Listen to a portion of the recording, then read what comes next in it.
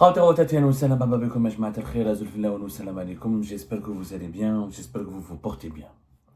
Nous allons vous expliquer dans cette émission la véritable raison du sous-développement dans notre pays en procédant à deux comparaisons. La comparaison entre un projet industriel que l'Algérie mène depuis la fin des années 60 avec un autre projet industriel qui existe en Algérie depuis pratiquement 2016-2017, mais qui est mené avec des étrangers, avec un actionnariat et un management étranger. Et vous allez voir que le projet industriel qui est mené depuis 1969, il n'y a que de l'instabilité, que des pertes, que des faillites, que des scandales. Alors que le projet industriel mené par l'Algérie en partenariat avec des étrangers, lui, il est en train de faire gagner à l'Algérie quelques millions de devises et plusieurs millions de devises d'exportation. Le parallèle, il est saisissant. Et vous allez comprendre que la raison du sous-développement dans notre pays, c'est l'instabilité, la mauvaise gestion et la domination du secteur de l'État et du secteur public.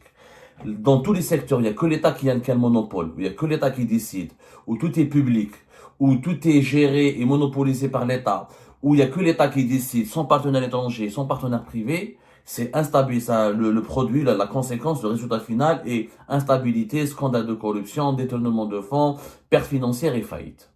Le complexe dont je vous ai parlé, qui date depuis le projet industriel qui date depuis la fin des années 70, le projet industriel qui date depuis la fin des années 60, c'est le fameux complexe d'Al Hadja, le complexe sidérurgique d'Al Hadja. Il faut savoir que le complexe d'Al Hadja, c'était la France coloniale qui voulait le bâtir, qui avait voulu le lancer en 1958, avec une société à l'époque rattachée à la France coloniale qui s'appelait la Société Benoîse de Sidérurgie. Bon, c'est l'ancien nom de Annaba. L'indépendance de l'Algérie et la guerre pour la libération nationale ont empêché la France coloniale de réaliser ce projet. L'Algérie indépendante a créé en 1964 la Société nationale de sidérurgie, qui aujourd'hui existe toujours. Elle a disparu au fur et à mesure des années, mais depuis 2024, le groupe Emetal, qui est en charge du complexe sidérurgique d'Al Hadjar et de 17 autres filiales, a été rebaptisé Société nationale de sidérurgie pour rendre hommage à cette société qui a été créée. Ça a été rebaptisé fin octobre 2024, à la veille du 1er novembre 2024, pour jouer sur l'histoire et rappeler les faits glorieux de l'Algérie qui a voulu se lancer toute seule après avoir gagné son indépendance dans l'industrie sidérurgique qui, aux années 60 ou années 70, a été extrêmement stratégique pour le développement industriel, le développement de l'économie mondiale. Alors, 1964, on crée la Société nationale de sidérurgie. 1969, le complexe de Hadjar, il était inauguré le 19 juin 1969. 19 juin 1969, il est inauguré par le président Allah yarhamuhu Walid Boumediene et il entre en production.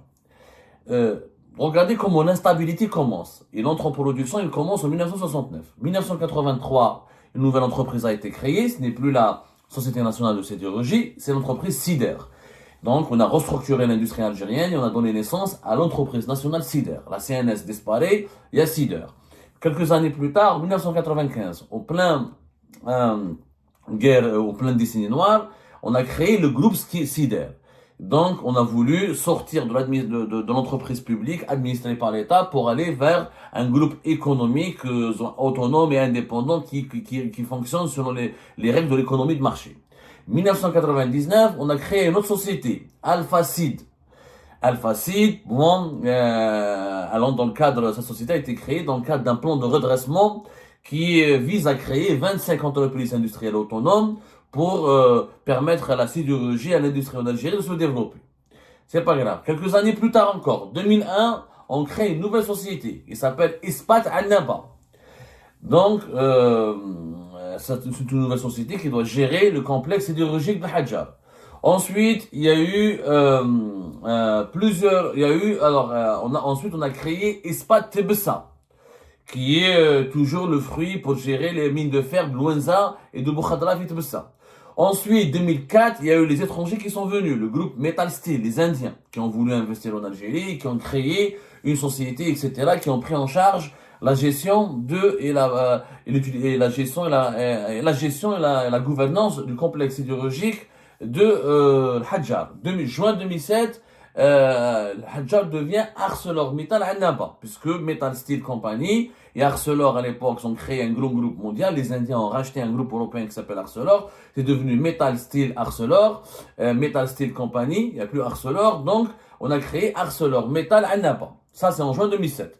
Ensuite, octobre 2013, encore un autre changement.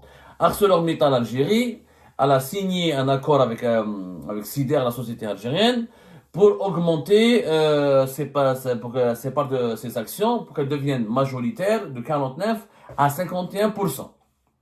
Non, plutôt, elle a vendu des actions, elle n'en pouvait plus. Voilà, c'est ça. Désolé pour l'erreur. En 2013, les Indiens, ils n'en pouvaient plus. Après presque 10 ans de présence en Algérie, sabotage, corruption, des arrêts, des grèves, blouhom, ils ont décidé de vendre leur action et de commencer à se désengager de Hadjar.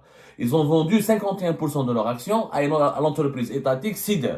Octobre 2015, ArcelorMittal, avec le groupe Imital. Le groupe Imital a été créé juste après, entre 2014 et 2015.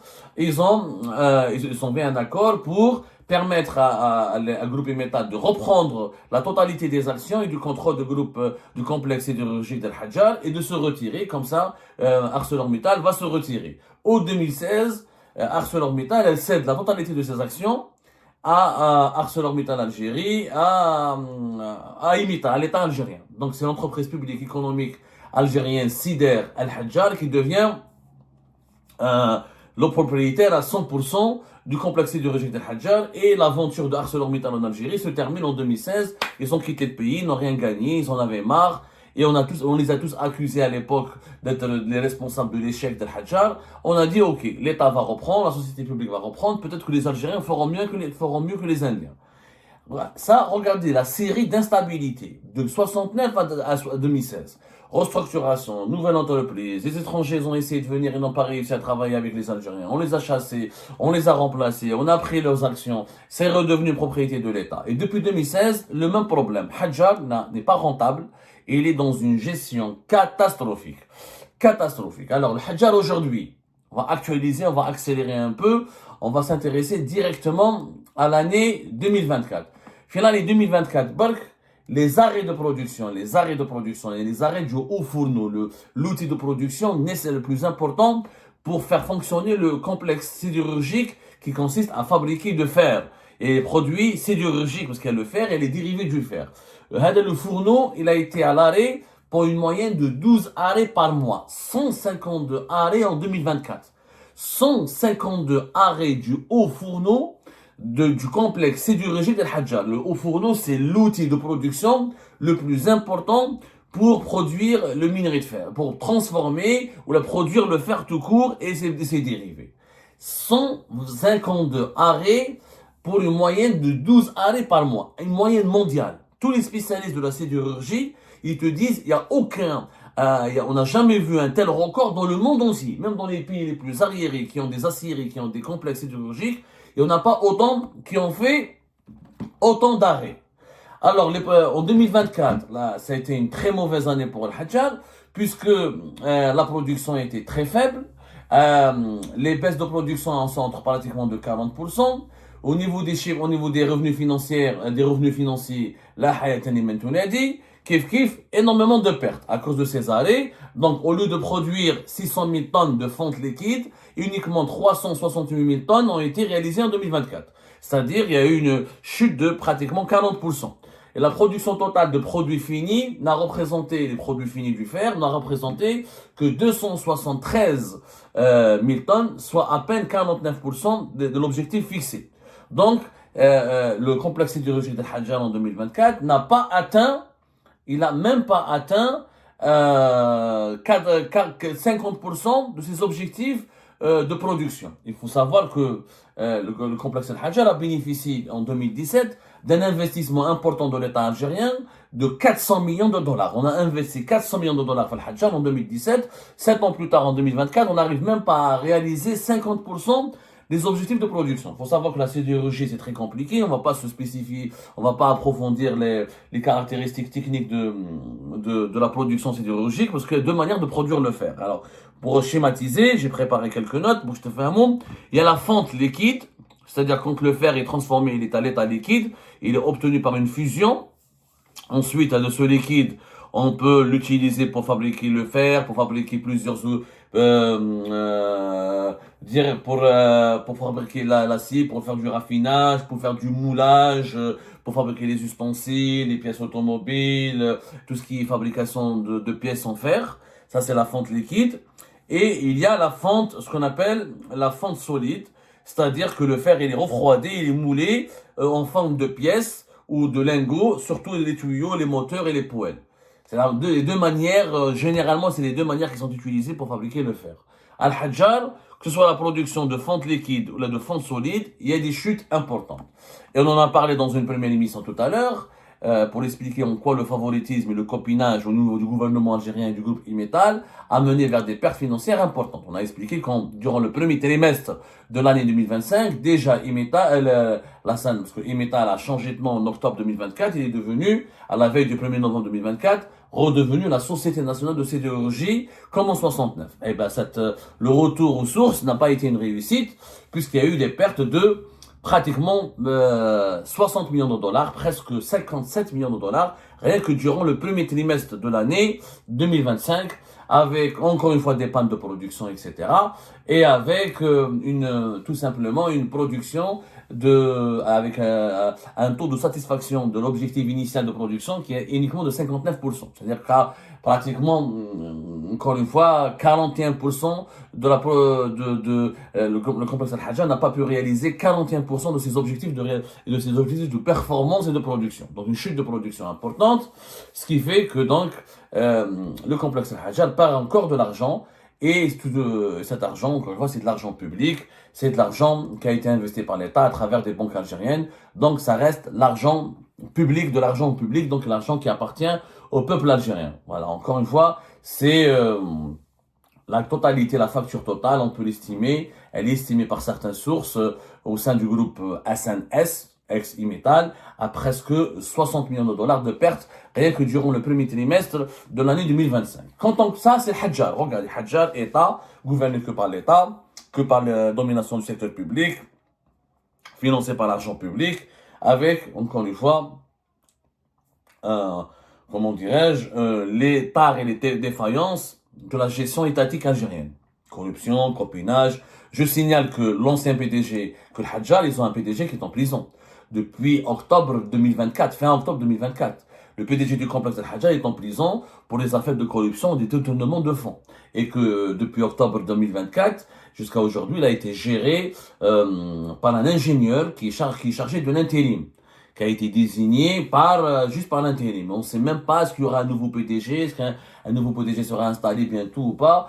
En tout cas, juste pour rappeler qu'il y a une affaire de corruption depuis fin octobre 2024. Allons voir maintenant un autre projet très brièvement. C'est le projet Bellara, le complexe sidérurgique de Bellara. Il faut savoir que Al-Hajjar, c'est beaucoup plus grand que Bellara.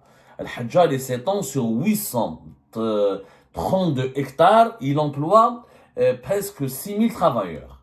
Bellara, je rappelle, qui a été créé à Djidjil, qui est le fruit d'un partenariat entre les Qataris et les Algériens, c'est 216 hectares.